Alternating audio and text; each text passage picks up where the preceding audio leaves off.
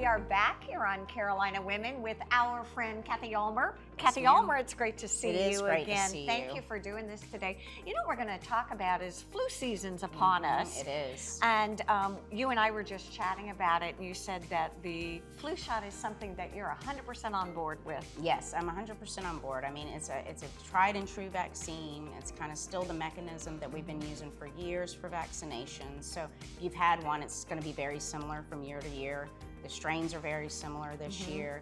And just in general, like protecting yourself from the flu and pneumonia, I mean, those are always going to be around, regardless, you know, you could get COVID, but you may end up getting the flu or pneumonia from COVID. So, oh, I never even thought about how they could compound. Yes, yeah, and then COVID makes your system actually more susceptible to infection. So that's gonna, if the flu starts going around and you've had COVID recently, then you're more susceptible. It's funny, I was talking to my son the other day, and he said COVID admissions are pretty high. Right, yeah. But because school's back in session, lots of the creep and crud and flu. Yes, back to work, back to school, back to daycare. So in general, like we've seen a huge spike in COVID cases, but not a lot of hospitalizations or, you know, people that are getting really sick from it. Talk to me, if you will, a little bit about the flu shot in and of itself. When is it recommended that you give the flu shot?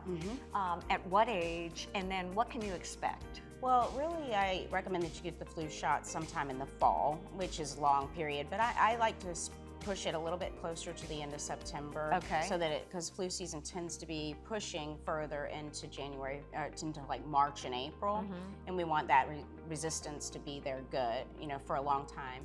But, you know, at 65, you definitely should be getting a flu shot. Okay.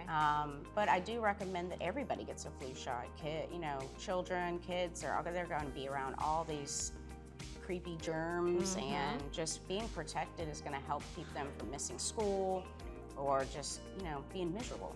And I think what's fun, we were sitting here talking about it. I'm like, I kind of want a flu shot because I'm brave now. Yes. So we're going to go ahead and do a flu shot too. And we've got some B-roll of it, Yes, which would we be do. fabulous. But I think, what can people expect? Because I can tell you right now, having just had it, Right.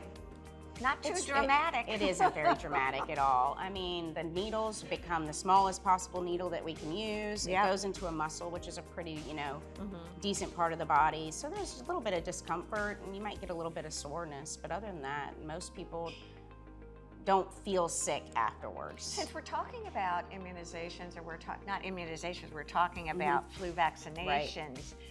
What are other vaccinations that you recommend for folks? So right now, for sure, we're recommending the shingles vaccine. Okay, talk to me about that, because So- I've never had that one. Right, so that's super important because shingles can get into your eyes. It's a nerve thing, so it's super painful. And I've actually had like 3 customers recently that got the shingles, and they're just so uncomfortable and painful that this vaccine it's above the 90% preventative of shingles. Okay. So, and it's a 2-shot series, so you get 1 shot, and then 6 months later you come back and get or 2 to 6 months later you get a second shot.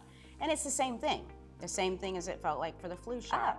So, you know, it's kind of very similar. Some people do say they get a little lethargic or a little Well, that's the adrenaline when you're getting a shot. You're like, I think so. and then you're like, oh. And then that's Yeah, So, exactly. but the shingles shot is, I'm definitely recommending you can get it with the flu shot, so that makes it kind of nice because you can give the 2 at the same time. Yes, I know. We'll go back there and get it.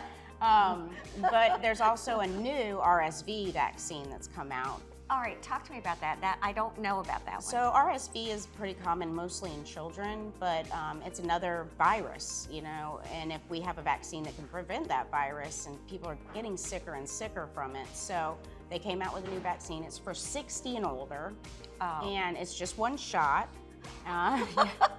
You qualify. Shocking. But we haven't started doing it yet. We're kind of still on the cusp of like, what are we going to recommend? When are we going to recommend it? How are we going to recommend it? And you know, whether insurance is going to pay for it. Right now, the good news is insurance pays for shingles vaccine, 0 copay on 99%. How about, in our 20 seconds that are left, how about the flu shot also?